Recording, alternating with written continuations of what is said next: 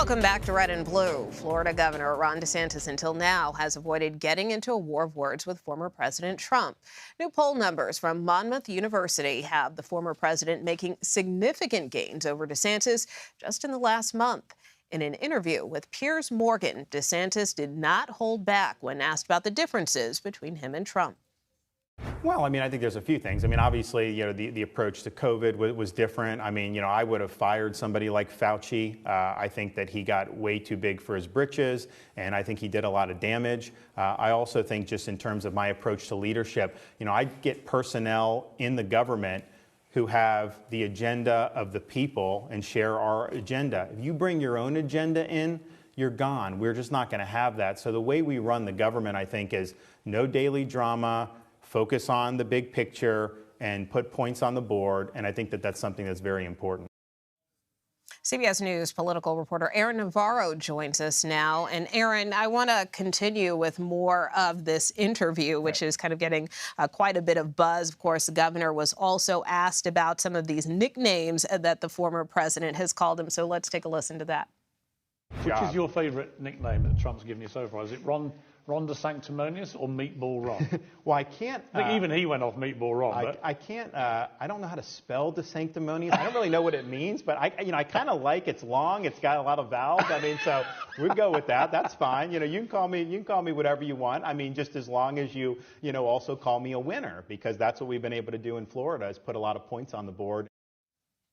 So he didn't seem to be too offended, but what do you make of the governor's response? It's almost gloves off. For months, from watching DeSantis in press conferences and in the interviews he does, mainly with Fox, people ask often about Trump, and he often says, I'm focused on Florida. He kind of ignores it. This week, he seems to be acknowledging it. And why do you think he seems to be engaging more? At a point, at this point right now, you mentioned the Monmouth University poll. You are seeing Trump with some momentum in these very early hypothetical polls. But also for DeSantis, he's building up his response to Trump as he's also building up his 2024 campaign. According to two people I've talked to familiar with the DeSantis orbit, he's going to be in Nevada, South Carolina, Ohio, Michigan, Pennsylvania, Maryland in April alone. So he is getting out there. He is ramping things up and building up the infrastructure. Do we think this is a sign that he's closer to running? Do we have a sense of when he's going to announce? It's still expected that he will announce after this legislative session ends in Florida in May.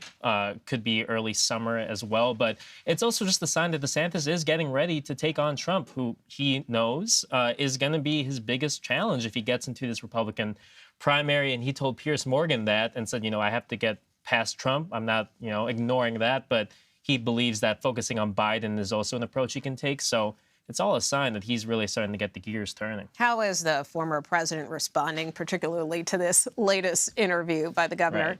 Right. Angrily. He says that DeSantis is going to liberal media by doing this. That's something a lot of his allies have talked about. And that, he's propped up by the, quote, Republican establishment. But if DeSantis is barely taking his gloves off, Trump has been fully gloves off since last November when he first gave him the sanctimonious nickname. So for Trump, it's just another day of attacks to someone that he sees as probably his biggest rival in a primary right now.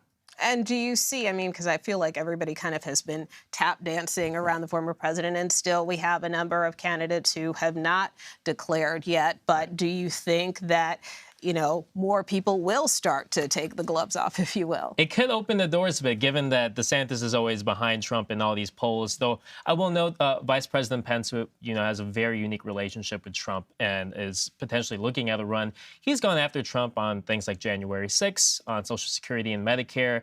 Pence has gone after DeSantis and Trump when it comes to Ukraine and Russia. So Pence has definitely taken some jabs at Trump. But, yeah, when you look at Senator Tim Scott, who hasn't jumped into the race, Nikki Haley, who has, when they're asked about this potential indictment, they kind of come to Trump's defense, saying it's politicized. And we'll see. We'll see if DeSantis kind of opens the doors for some of these other candidates that don't have the name ID, aren't as up in the polls to start taking some hits. Yeah, and I guess there is some concern it could hurt them with Trump voters if they're trying to pick some of them off. Right, and that's the interesting thing to watch with DeSantis is how does he toe that line of making the contrast clear between him and who's likely to be his biggest primary opponent, while also not offending a lot of these Trump voters. And it was interesting when I was in Iowa to cover DeSantis, I ran into a lot of people that say Trump and DeSantis are their top two picks.